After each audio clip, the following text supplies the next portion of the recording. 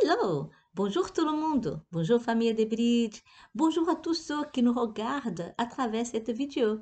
Nous sommes là pour la parole de mercredi et aujourd'hui nous allons aborder quelques versets du chapitre 2 d'Éphésiens. Dans cet épître, l'apôtre Paul va s'adresser aux saints et fidèles en Jésus-Christ qui sont à Éphèse. Il va mettre l'action sur le salut par grâce et l'importance de pratiquer les bonnes œuvres que Dieu a préparées pour ceux qui sont maintenant une nouvelle créature en Jésus-Christ. Lisons premier chapitre, premier verset du chapitre 2 d'Éphésiens qui nous dit, pour vous, vous étiez morts par vos fautes et par vos péchés dans lequel vous marchiez autrefois selon le cours de ce monde, selon le prince de la puissance de l'air, cet esprit qui agit maintenant dans le fils de la rébellion. Dans ces versets, Paul est en train de décrire la nature humaine après la chute et le péché originel.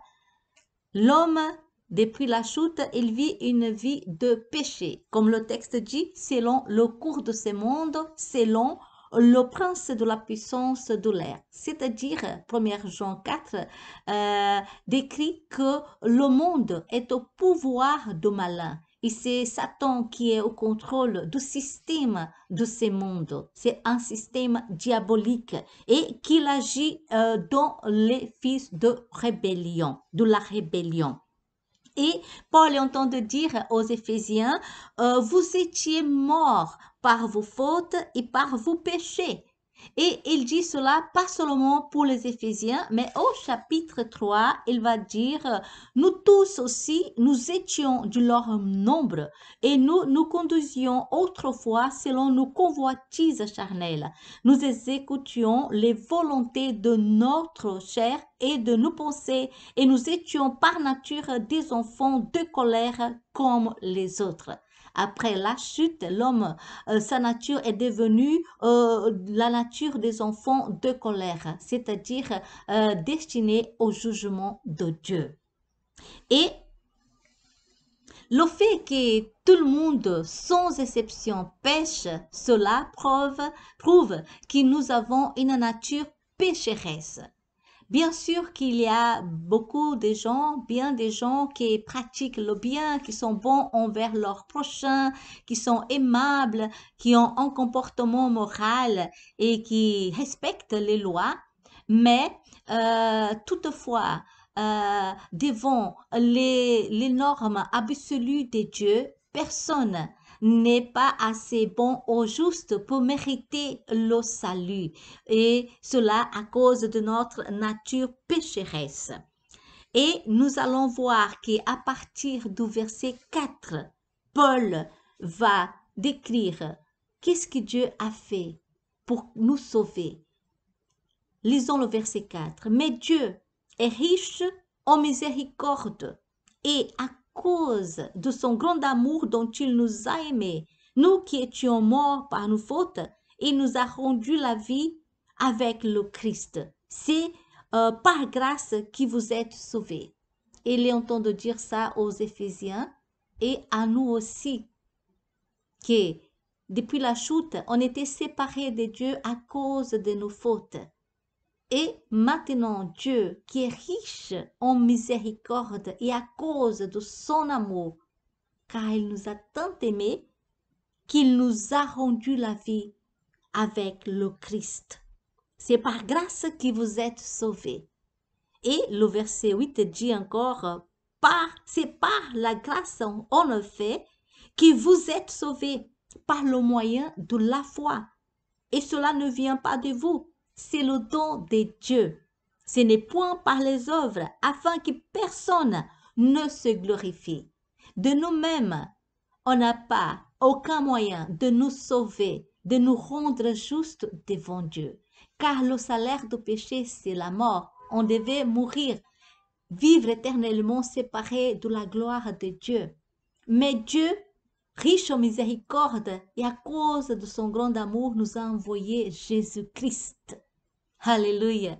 Et qu'est-ce qu'il dit Philippiens chapitre 2, le verset 9 dit, c'est pourquoi aussi Dieu l'a souverainement élevé et lui a donné le nom qui est au-dessus de tout nom, parce que Jésus, en tant que Fils de Dieu, il est venu nous sauver, payer notre prix sur la croix, et il était obéissant à Dieu. Et Dieu l'a souverainement élevé et lui a donné le nom qui est au-dessus de tout nom, afin qu'au nom de Jésus, tout genou fléchisse dans les cieux, sur la terre et sous la terre, et que toute langue confesse que Jésus-Christ est Seigneur, à la gloire de Dieu le Père. Maintenant, nous avons un Sauveur. Maintenant, nous pouvons nous réconcilier avec Dieu. Maintenant, à travers la mort de Jésus, nous sommes acquittés de nos fautes, de nos péchés, et nous sommes devant Dieu considérés non coupables à cause du sacrifice de Jésus sur la croix. Et c'est pour cela que Éphésiens 1 va nous dire que le verset 21, que Dieu va mettre Jésus, il est mort sur la croix à cause de nos péchés et il nous a quittés de cette faute devant Dieu. Il est ressuscité et maintenant il est assis à la droite de Dieu. Et Dieu l'a fait ressusciter et s'asseoir à sa droite. Le verset 21 nous dit au-dessus de toute principauté, autorité, puissance, souveraineté, au-dessus de tout nom qui peut se nommer, non seulement dans le siècle présent, mais encore dans le siècle à venir. Dieu a tout mis sous les pieds de Jésus. Il l'a donné pour chef suprême à l'Église, qui est son corps, la plénitude de celui qui remplit tout en tous. Maintenant, c'est Jésus, le roi des rois, le Seigneur des seigneurs. C'est lui qui gouverne, c'est lui, le prince de la paix. C'est plus le diable qui contrôle notre vie. En Jésus-Christ, nous sommes délivrés de l'esclavage du péché. Nous sommes délivrés de tout ce qui nous séparait de Dieu. Alléluia. Malgré nous sommes encore tentés par le péché et cédons parfois à la tentation, la différence c'est que avant de devenir chrétiens, nous étions morts dans nos péchés, dans nos fautes et esclaves de notre nature pécheresse. Tandis que maintenant, nous sommes vivants en Jésus-Christ. Alors, Jésus même avait dit à ses disciples, vous connaîtrez la vérité et la vérité vous rendra libre. Jean 8, 32. Et les pharisiens, à cette époque-là, ils ont questionné Jésus. Mais on est esclave de personne. Comment dites-vous, vous connaîtrez la vérité et la vérité vous rendra libre. Et Jésus, bien sûr, il a répondu avec excellence. En vérité, je vous le dis, quiconque commet le péché est esclave du péché. Si donc le Fils vous rend libre, vous serez réellement libre. C'est cela que Dieu a fait à travers Jésus-Christ. Il nous a rendu la vie en Jésus-Christ. Il nous a délivrés de l'esclavage du péché.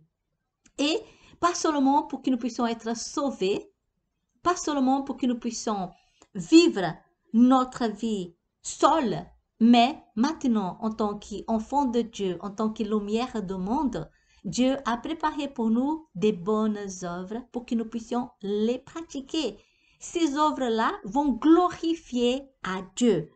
Et ces œuvres-là vont vraiment faire que nous puissions être des instruments entre les mains de Dieu pour faire connaître Jésus au monde. C'est cela la grande mission que Dieu a confiée à l'Église.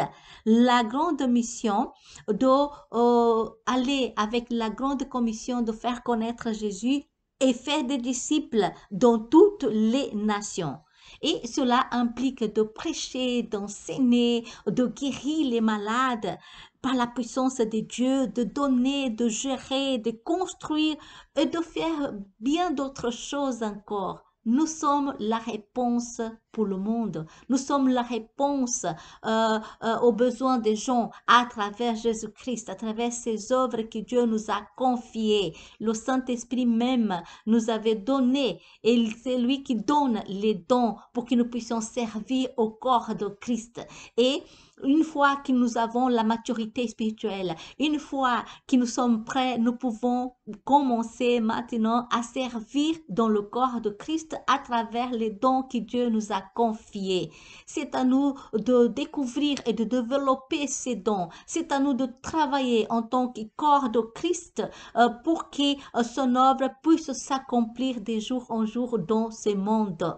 Et en travaillant ensemble, nous pouvons exprimer, nous pouvons montrer au monde la plénitude de Christ à travers nos vies, à travers les dons, à travers notre témoignage. C'est à nous maintenant que Dieu a destiné comme réconciliateur. Nous avons le ministère de réconciliation. Nous pouvons apporter la bonne nouvelle aux perdus et de dire, vous n'êtes pas obligés de rester sur l'esclavage du péché. Maintenant, Jésus, c'est le libérateur. C'est lui qui nous sauve. C'est lui qui nous libère de l'esclavage du péché. Et c'est à nous de dire au monde, c'est à nous de témoigner avec notre vie cet amour inconditionnel de Dieu.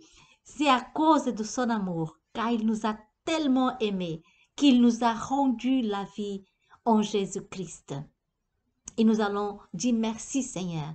Nous allons dire merci Seigneur pour ce grand amour, pour le sacrifice de Jésus sur la croix, parce que aujourd'hui, nous sommes libres. Aujourd'hui, nous pouvons vivre une vie d'intimité avec Dieu et nous pouvons briller dans ce monde et de dire que le chemin est Jésus. Il est le chemin, la vie et la vérité. Amen. Seigneur, nous te disons merci pour le sacrifice de Jésus. Merci pour ton amour. Merci pour ta grande miséricorde. Merci parce que tu nous as rendu la vie avec le Christ. Merci parce que en Jésus-Christ, nous sommes délivrés. Nous sommes vraiment acquittés du péché. Nous sommes délivrés de l'esclavage du péché. Parce que la vérité que c'est Jésus nous a délivrés du péché. Merci Seigneur. Et nous te disons merci Seigneur encore pour les bonnes œuvres que tu as préparées pour nous qui sommes maintenant une nouvelle créature en Jésus-Christ.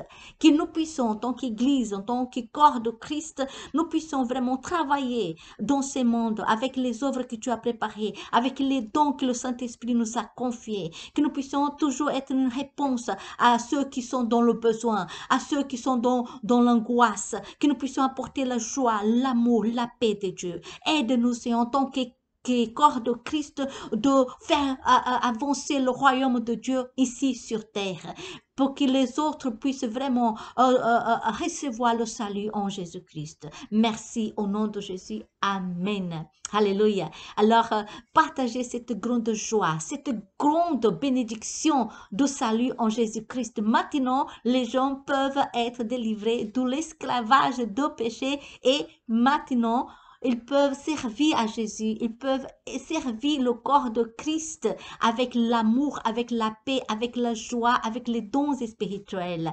Alors c'est à moi et c'est à vous d'accomplir cette grande mission d'atteindre les âmes perdues pour le royaume de Dieu. Amen.